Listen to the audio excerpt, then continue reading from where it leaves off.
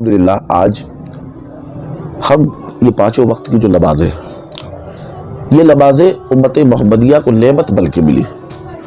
اللہ تبارک و تعالیٰ نے اللہ کے محبوب کو یہ پانچوں وقت کی نمازیں اس لیے عطا کی تاکہ امت مسلمہ دنیا میں بھی اور آخرت میں بھی کامیاب ہو سکے، چاہے وہ نماز فجر ہو، ظہر ہو، عصر ہو، مغرب ہو۔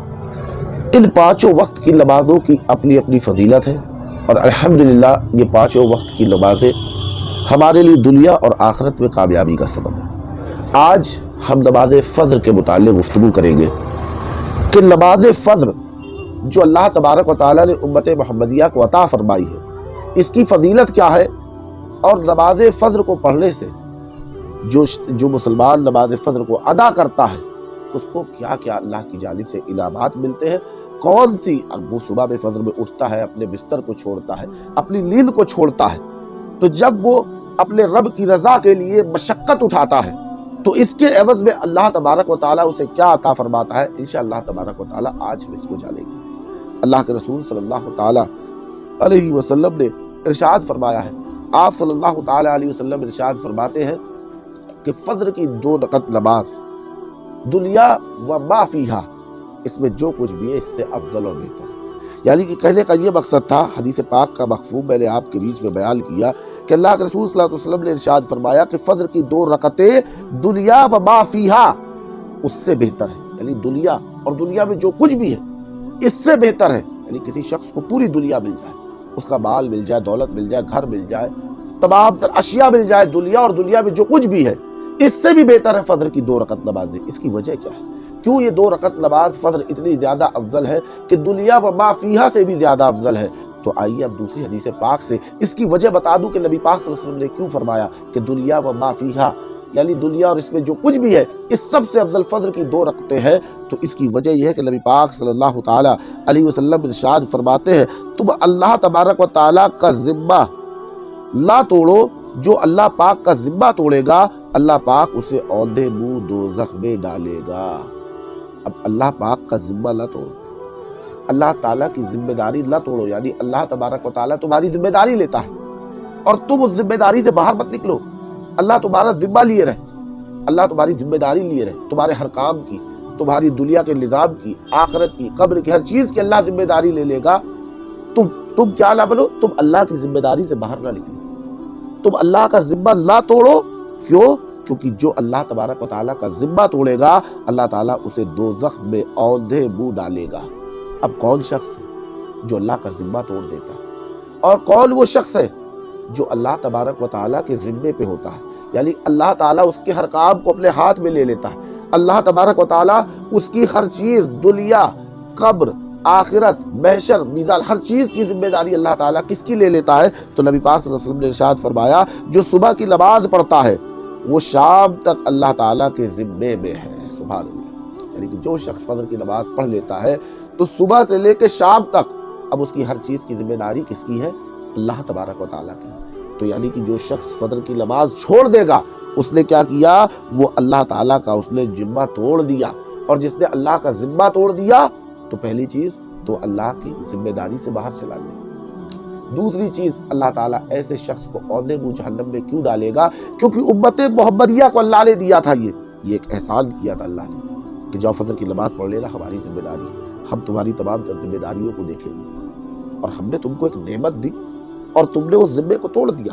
وہ جو ذمہ داری ہم نے لی تھی تم نے اس ذمہ داری کو چھوڑ دیا، تو اب جب ذمہ داری کو چھوڑ دیا تو دنیا میں بھی تکلیف میں رہو گے اور آخرت میں بھی اللہ تبارک و تعالیٰ عذاب عطا فرمائے گا۔ تو جو فرمایا گیا کہ فجر کی 2 نماز دنیا اور اس میں جو کچھ بھی اس سے افضل ہے، اس کی وجہ یہ ہے کہ اللہ جس کی ذمہ داری لے لے اب اسے کسی چیز کا ڈر نہیں ہوتا۔ اسی طریقے سے اللہ کے رسول صلی اللہ تعالیٰ علیہ وسلم ارشاد فرماتے ہیں کہ فجر کی نماز چہرے کی نور کو بڑھاتی ہے۔ حدیث پاک کا مفہوم ہے کہ جو شخص فجر کی نماز قضا کر دیتا ہے اللہ اس کے چہرے سے نور کو ختم کر دیتا ہے۔ اسی طریقے سے فجر کے وقت رزق کی تقسیم کی جاتی ہے۔ جو شخص سوتا رہتا ہے وہ تقسیم رزق کے وقت غفلت میں رہتا ہے، اللہ کی نافرمانی میں رہتا ہے، تو کیا ہوتا ہے؟ ہم آپ آج رزق کے لیے پریشان ہیں، چہرے کے نور کے لیے پریشان ہیں، دنیا کے تمام تر معاملوں میں پریشان ہیں۔ تو اگر ہم صرف فجر کی نماز پڑھ لیں، تو ہمارا رزق ہو، چہرے کا نور ہو، دنیا کے تمام کام ہو، وہ ساری چیزیں اللہ کیا لے لیتا ہے؟ اپنے ہاتھ میں لے لیتا ہے۔ اور دوسری چیز، یہ ایمان کی علامت ہے، ایمان کی نشانی ہے، کیونکہ فجر اور عشاء یہ منافق کے اوپر بھاری ہے۔ جو منافق ہوتا ہے، جو زبان سے تو اللہ کلمہ پڑھتا ہے لیکن دل میں اس کے ایمان نہیں ہوتا، وہ 3 وقت کی نماز تو پڑھ لے گا لیکن منافق کے اوپر فجر اور عصر بھاری ہے۔ کیوں؟ کیونکہ کیا ہے؟ یہ مشقت والی نماز ہے، اور اللہ تبارک و تعالیٰ اس شخص کا ذمہ اس لیے لے رہا ہے کیونکہ اس کی وجہ یہ ہے کہ یہ نماز مشقت کی نماز ہے، اس میں تکلیف ہے، بستر کو چھوڑنا پڑتا ہے، نیند سے جاگنا پڑتا ہے۔ اور آج کا زمانہ انٹرنیٹ کا زمانہ، موبائل فون کا زمانہ، آج تو معاملہ یہ فجر کی نماز میں اور دقتیں ہیں۔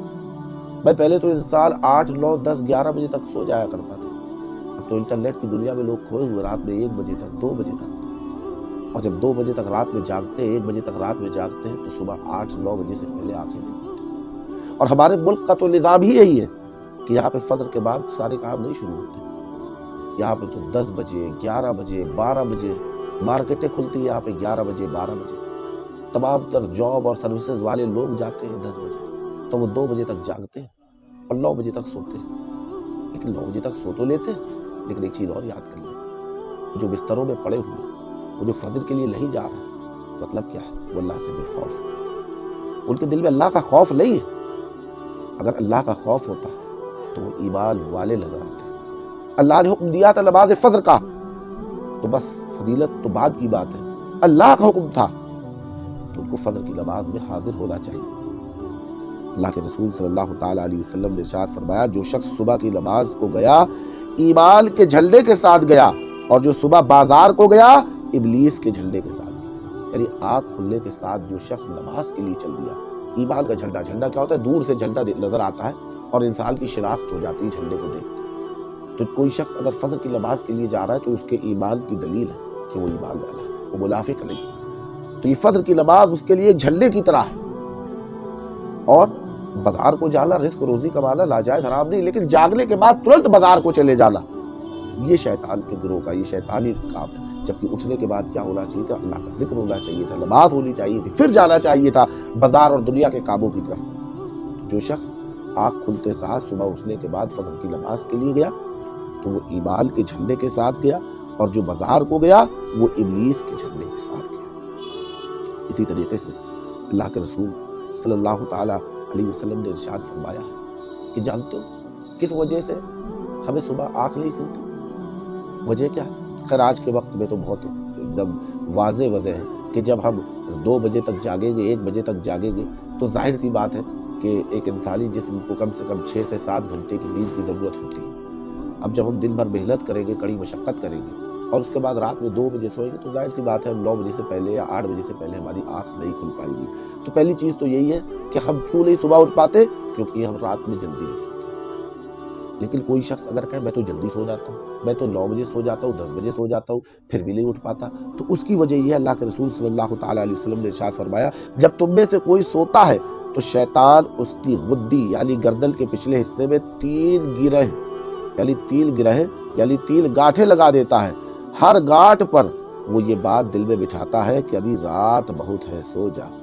تو اگر وہ شخص جاگ جائے لیکن آنکھ جیسے کھلے، کچھ لوگ کہتے ہیں آنکھ کھلی تھی، اذان سن رہے تھے لیکن اٹھ ہی نہیں پائے، پھر نیند آ گئی۔ وجہ یہ کہ شیطان نے کیا کیا؟ گدی میں 3 گانٹھیں لگا دی۔ تو اب ان 3 گانٹھوں کو کھولنے کا طریقہ کیا ہے کہ جیسے آنکھ کھلے کیا کریں؟ سب سے پہلے اللہ کا ذکر کریں، یعنی کہ آنکھ کھلی تو سبحان اللہ یا الحمدللہ یا کلمہ پاک اللہ کا ذکر کریں۔ اس کے بعد وضو، تو پہلی گانٹھ کھل جاتی ہے، اب ڈھیلا ہو گیا، اب اس کے بعد وضو کر لے، دوسری گانٹھ کھل گئی، نماز پڑھ لے، وہ شیطان کے چنگل سے آزاد ہو گیا۔ اور میرے نبی فرماتے ہیں اگر وہ وضو کرے تو دوسری گرہ کھل جاتی ہے، نماز پڑھے تو تیسری گرہ کھل جاتی ہے، پھر وہ خوش اور تر و تازہ ہو کر صبح کرتا ہے، ورنہ غمگین دل اور سستی کے ساتھ صبح کرتا ہے۔ اب آپ دیکھیں کیسے سستی کے ساتھ صبح ہوتا ہے، ایک دم غمگین رہتے ہیں۔ اگر یہی ہم کیا کریں؟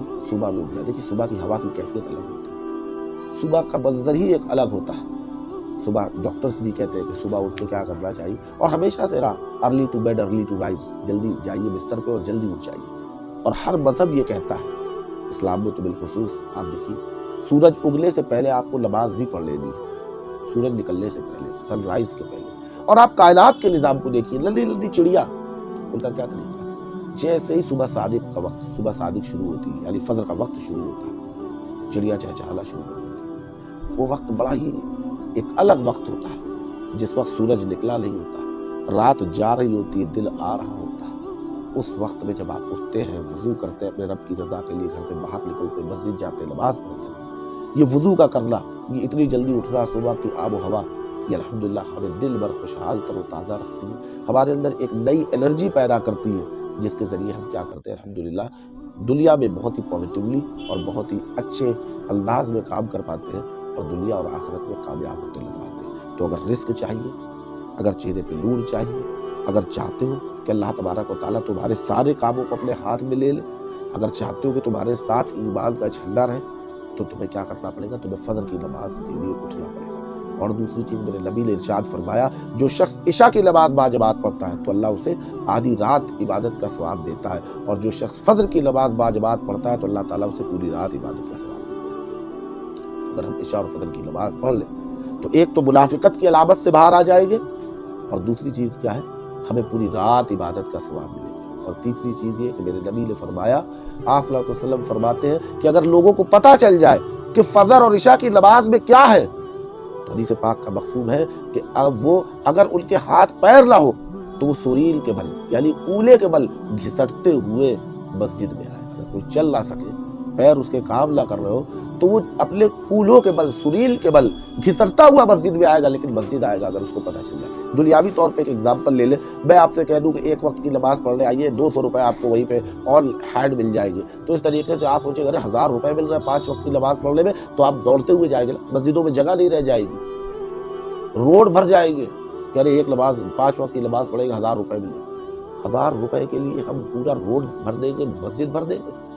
اور 1000 کیا، اللہ اس کے رسول نے فرمایا کہ فجر کی 2 رکعت نمازوں کے لیے آپ نے فرمایا کہ دنیا و ما فیہا، دنیا میں جتنا مال دولت جو کچھ بھی ہے، وہ سب سے افضل ہے فجر